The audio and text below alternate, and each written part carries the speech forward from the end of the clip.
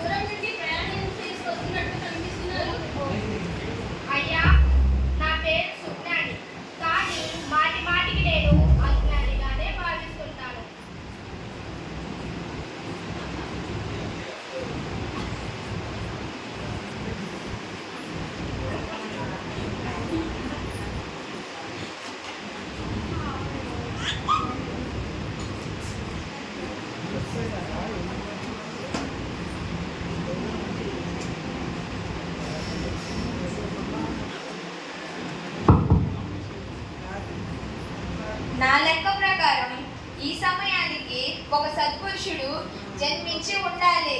దానికి చిహ్నంగా ఆకాశంలో ఒక నక్షత్రం కూడా ఉద్భవించి ఉండాలి. మన వెనుక వస్తున్నట్లున్నారే, ఎవరయ్యా మీరు? ఎవరయ్యా మీరు? మీలో మీరే మాట్లాడుకుంటూ వస్తున్నారు. అయ్యలారా, నాది తూర్పు దేశం. అందరూ నన్ను దీర్ఘదర్శి అంటారు. నా అంచనా ప్రకారం నేటికి ఒక సత్పురుషుడు జన్మించి ఉండాలి. ఆకాశంలో ఒక నక్షత్రం కూడా ఉద్భవించి ఉండాలి. అదిగో ఆ వింతైన నక్షత్రం.